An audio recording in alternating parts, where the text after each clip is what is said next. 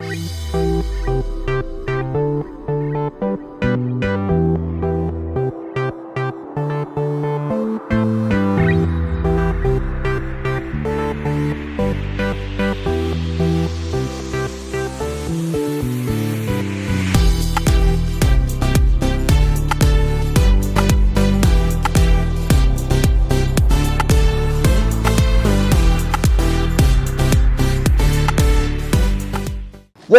program nina mukwano gwange, one of the longest friend and possibly one of my sons that I've nurtured in this game, and possibly ndi wa mukisa nnyo kubanga mukyaza olunaku lwali program kube jiko ne Chef Ben si mulundi ogusose okumukyaza program.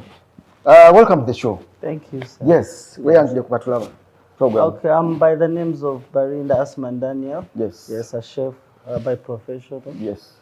With experience of over 11 years now. Ngokube jiko. Yeah. Yes. Yes, please. Dan omaze ebbanga eryo ngokube jiko and possibly ofunye challenge nyingi tugenda okwogera ko masawo.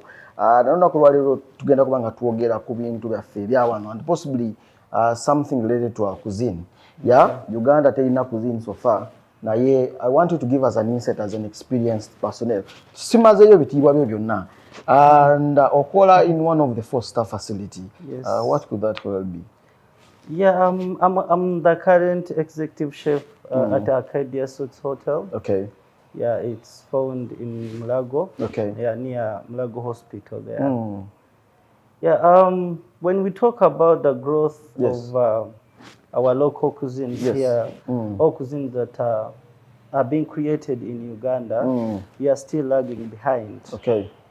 Because we are so much consumed by the people who I can call our colonizer. Yeah. We chose to adapt everything that they brought to us, including food, including fashion, and a lot of things that we really adapted from them. So when it comes to food,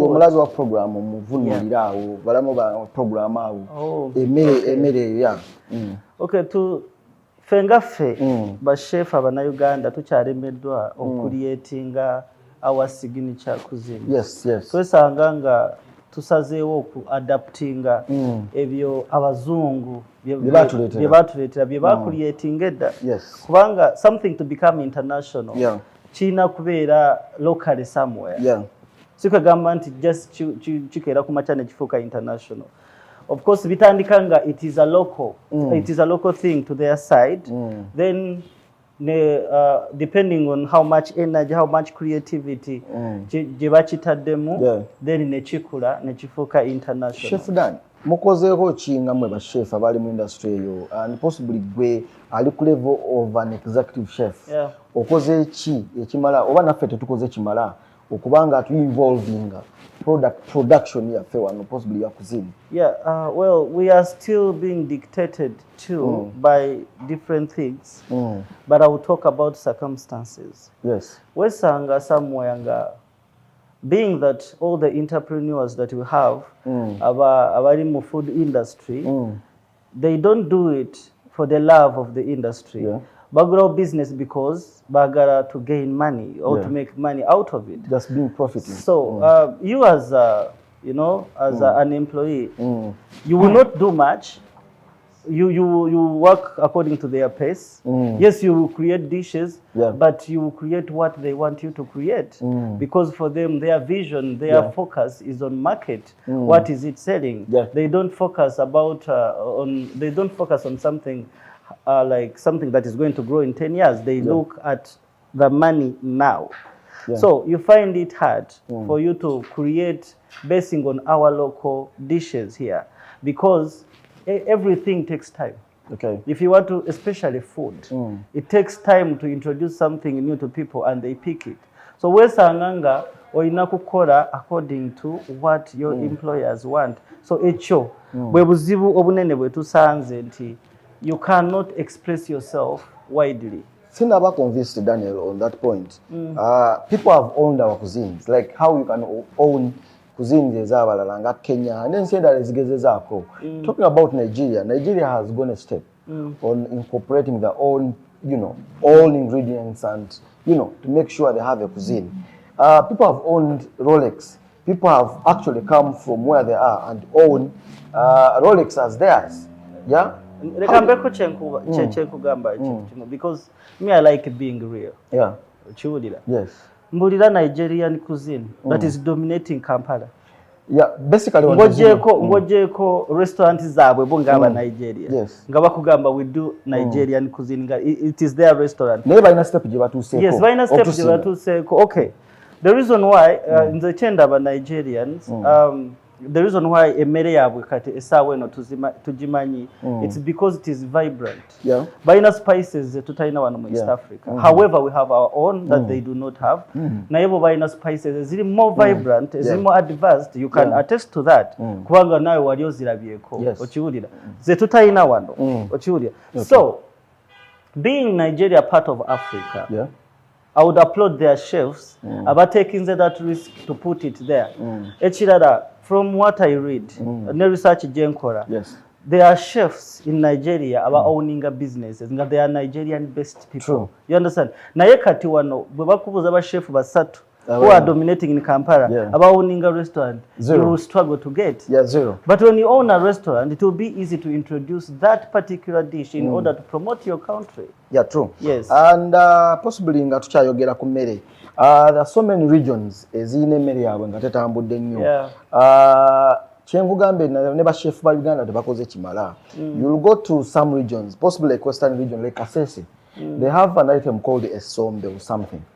And these are very organic from the cassava, leaves and cassava all that. Leaves, yes. Yes, and they actually infuse it with other ingredients. With beef legs and all that. Yes, and possibly they also have like a bread, out of cassava and other things, and they have the best product. Bogenda is it Eastern or Mugoyo and Comfort Poto, yes, Comfort Poto of Nakalo Ferinda, and possibly we've not appreciated our craft. The fact that mufunyene chance okubanga mo managing a kitchen, but none of you has a cuisine. Sorry, none of you has an item in the menu in a fine dining that is incorporated with our indigenous product. And that goes to our appropriators. I find not all. What appropriate about the chance of call what you can. You have a chance to make the menu. And I'm talking about Nzendi Mukogera kutwaliza wamu in a general terms. When to know at least you're not JMPC. But then we establishments where someone wakes up and invests $1 billion and plus money. Yeah. That is the capital jatademu mu investment here. Oyo muntu asubira kufuna sente ze nga zikomawo. Yeah. Ate obimanyi mbadde mu top restaurant. Most of top restaurants ze tulina wane Kampala is dominating currently. At least nali mbaddeko mu biyungu byabwe. Yes. So I want you to tell me. Mwezo restaurants zola is dominating wane Kampala. How will you convince this person that I want to introduce Kalo? Unless, allow me to say this.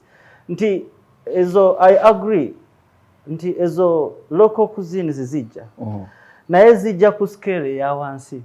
For example, if you have a restaurant, waliwo badeko restaurant ezina buffet no nje zifumba buffet on the daily basis.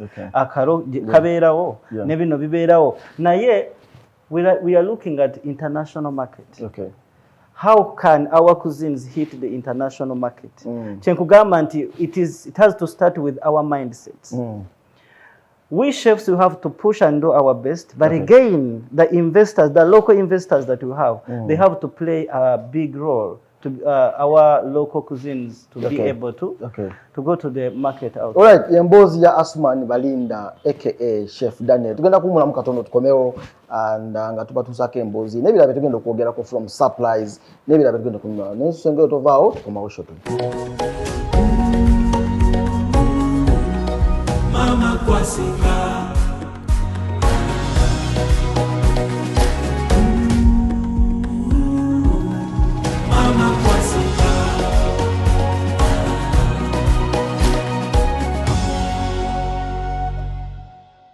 Alright, kulisayo mukuumuloko and possibly nzomweleza Chef Ben oboso kumpita Africa's finest chef wananyi ni masala tutambude ne ba mama fit ya abatadde mu sente zino kubanga tubatusaako ate campaign yaffe gye tuliko ya beera maama wakabi okubanga osobola okuwa choice abaana b'okunoonya kye baagala okulya olunaku olwo and possibly engaging in production okubeera nga bakola wakabi and our campaign is engage so much on vegetables ebivaava byebyo abaana babe nga basobola okubyengaginga infuse them add mix anything to make sure these kids love your meals and possibly be a mama owakabi ng'oba engaging in production. Chef Daniel, yes, and tubadde tukyayogera ku local and regional cuisines in terms of indigenous product and njagala twogere ku kintu kya supplies kino kubanga ne products zaffe ziri organic oba kyenayise indigenous ingredients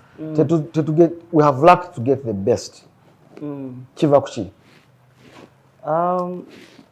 I think chitandikira ku the industries that we have around hospitality. Yes.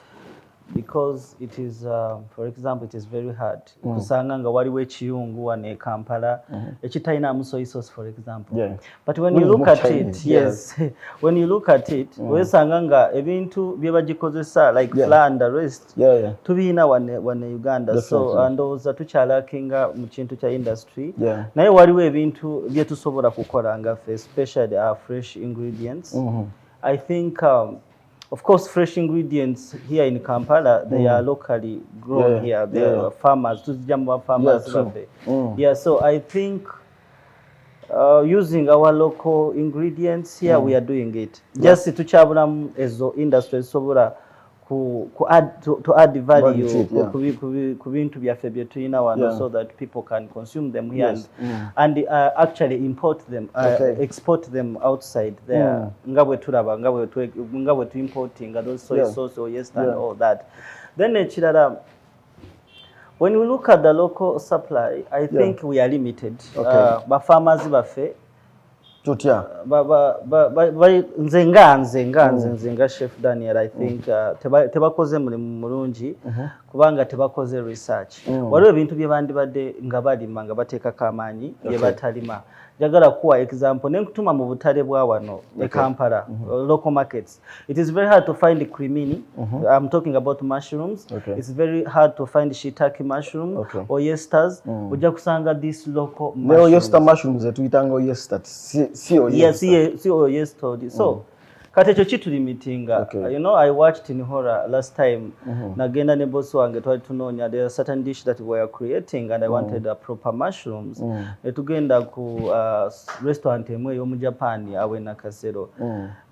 Omusajja teyatya tugamba nti kiremu there are these hydrated mushrooms kiremu ng'agitunda $5,000. Can you imagine? So ekyo bw'okitunuulira ng'omunayuganda nga tulina ettaka erisobola kukuliramu anything. Nga waliwo kilo ya mushroom gye batunda $5,000 nga naawe osobola kikola. So nsuubira bw'obanga toteekinze on obwo obuvunaanyizibwa oba oli mu kusuula step okirako onobeerezaawo ng'olima ebintu by'omanyi nti kilo genda gitunda 10,000 naye nga waliwo ebintu by'osobola okutunda $5,000. Maybe abantu baffe tetubayigiriza ne bashefu bennyini osanga chef akoze emyaka akubye ejjiiko okumala over 15 years but naye tatutte chance to go extra mile to research or going back into farming ebisinga okubikola okitegeera so naffe kennyini tetukoze kimala anti kati obuzibu obubeerawo buli kimu kirina we kitandikira. Everything starts from somewhere. I believe 10 years ago it was very hard to find a Ugandan chef who is educated. Abasinga nga bayigira ku mirimu. But now we hold degrees. You understand? So I believe our future is bright. So because we are doing more research, but tunafuna finances zimara nga we are independent nga we have that financial freedom to do whatever we are pleased to do. I believe ebyo byonna bigenda kujja ate tugenda kwesanga nga really we have product ezitagasa only Uganda. Ezigasa ensi yonna. Yes. Daniel, possibly njagala kubuuzaako something very it's exceptional. Ebbanga ly'omaze nga ofumba, it has been a popular question to every person I host. What has been those challenges in your journey throughout? throughout. Yeah. To answer your question, of course, there is a lot of challenges. Okay. I have been really facing along the way because I'm making 12 years in August in the industry, especially in this uniform. So my first 5 years, my life was simple. I was looking for exposure and skills. So I didn't mind about leadership, how the companies run, and I didn't mind about money that I'm earning. That particular challenge, one of the waliolabieko in your career, that is really you can't forget. Just one out of those challenges. There are many. It's really hard to choose one, but I think we are lacking freedom in our workplace. So many people, they are working in a toxic environment. Most of the times our bosses, they create almost impossible environment to work in. Where someone wakes up in the morning and hire a chef, knowing the reason why they have hired that particular person, but they want to dictate to that chef what they are supposed to do. And sometimes if it was true and right, I wouldn't have a problem with it. But sometimes you find nga byebakolera nga byebagala okole ng'oba olaba gwe nga gwe nga tebiina gye bibatwala. At the end of the day nga bigenda kukomawo gy'oli nga bagenda bikomyawo gy'oli bakuyite failure naye nga be bakikoze. That is one of the things nze nga nze kye sitaagala oba kye facing all the time, and even now I'm still facing it. Tugenda kumulamu katono tukomewo nga tubatuusako emboozi n'ebirala bye tugenda okwogerako from supplies n'ebirala bye tugenda kunywa naye tusengere tovaawo tukomawo shopping. Mama kwasinga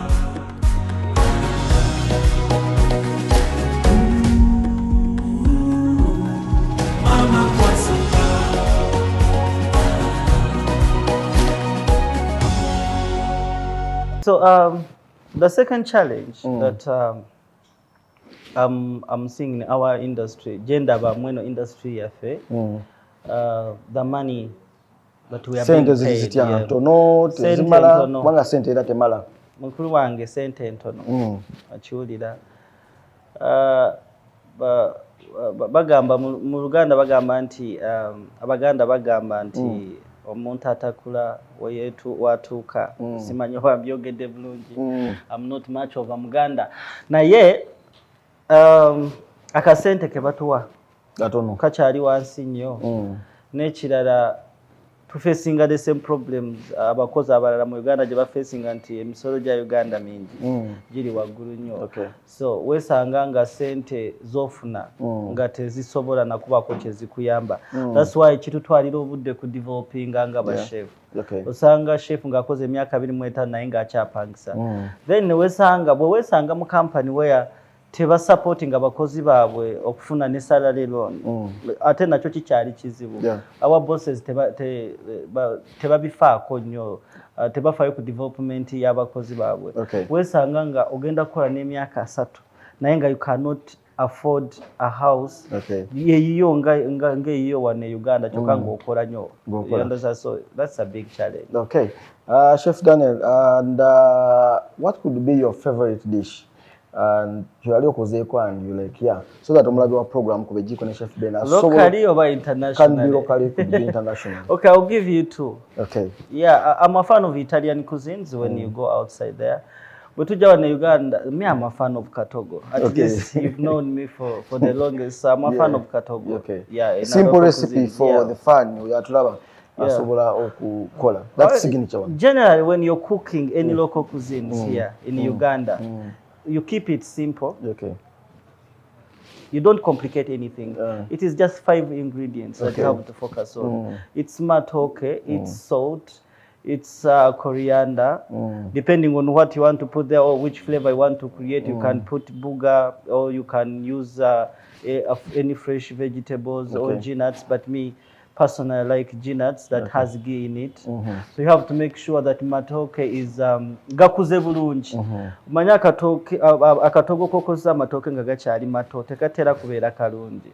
Naye ettooke bwe liba likuze bulungi n'olifumba no take mezo ingredients zoyina okuteekamu really just keep it simple. Waliwo abantu bosanga bayiwamu soy sauce ne bateekamu royco ne bateekamu all those things really tebyetaagisa mu katogo kakole nga kali nakyo and simple. Okay, what could be that your favorite tool in the kitchen, what you can't do without? A knife. As simple as that. Yes. Your favorite ingredient that bubanga tojina you can't produce? I'll give you two again, international and local one. So international, I really like cream. Yes, I really like cream. So here in Uganda, it's salt. Okay. Yeah. Okay. Kube jiko na Chef Ben your program and nakugambye one time tujja kujjanga tetugenze kufumba wabula okuba ku freestyle and balabe baffe baagala nnyo bino obusaba tulabye nnyo mu kitchen but this time around tujja kubanga tubaleetera abantu bamwe to inspire you baagala okufuuka ba chef and possibly learn how to cook tujja kubanga tubaleetera different people to inspire you on how to cook. Tulire Daniel Asman Balinda, one of the prominent chef abasinga ate musajja muyivu nnyo. Nsubira omuyizeemu by'omuyizeemu byakunyonyera program ku Bejiko ne Chef Ben. Ate tutambudde ne ba Mama Fit. Campaign yaffe eno kubanga tuyigiriza abaana baffe to feature and also learn how to cook.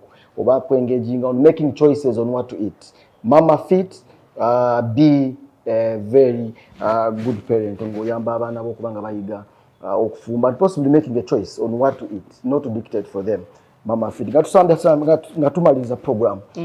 And you've traveled, you've been moving over the world in different cities. Kiki kyolaba kikyabulamu in our industry okubanga esobola okukyuka n'abantu okujja appreciatinga buli muntu agenze mu kufumba abasinga balowooza it's a last resort? No, it's not a last resort. Abantu kye basuubira. Yeah, abantu kye balowooza those okay nze kyendaba olaba mu Uganda muno. By the way, bantu batono, if we have a chef in Uganda, asobola okusasulwa million 25 Yes, so I don't see it as if it is a last resort. So kati nze kyendaba ekibula, if I compare with our Wentambulide, because I've been in the Middle East, and they are, I'll give you an example of Middle East countries, Middle Eastern countries, their industry, it is growing rapidly. That's why they import even labor from here. So they are like government there invest in everything that they know that is sobola okuleeta sente n'okuleeta abantu. So kati wano industry yaffe ekyali abandoned. Just omuntu akera ku makya n'agulawo restaurant n'agulawo hotel tebalina regulation name, tebalina amateeka ge bagobera, tebalina ki, you understand? So if you can get that support from a government in terms of promotion and marketing, aba marketing industry yaffe, so kiba kisobola okuyambako okuboostinga our industry n'okulaba hotels bazizimba batya kiki kye bagoberera n'ebintu nga bwe birina okukolebwa. Yes. All right. Obubaka bw'obusembayo nga tukomekereza program ku Bejiko ne Chef Ben, ate what you inspire abaana abatulaba, abaana abato abasuubira abaagala okuba ba chef obakula ne baba chef, obugambo bw'obusembayo and your last words omulabi wa program ku Bejiko ne Chef Ben? First, ku mwana omuto ayagala kubeera chef, first let them get education. Nowadays cooking is not enough to hold a big position in the kitchen. Cooking is not enough. You have to be educated. You have to understand paperwork. You have to understand costing in a big context, menu engineering, developing recipes. All those things require someone to knowledge, to have knowledge in that. Secondly, do research and practice every day. Yes, don't limit yourself. Practice every day. All right, program ku Bejiko ne Chef Ben ate nene musajja wange Dani wetukoze wa muffe nawe lunaku lwa leero program ku Bejiko ne Chef Ben and lunaku lwa Sunday ate program eno ebe ekyanyuma okubanga tugitambuza naye olw'obudde tugenda kubanga tukomekeza program yaffe eno kuba Ejiko ne Chef Ben.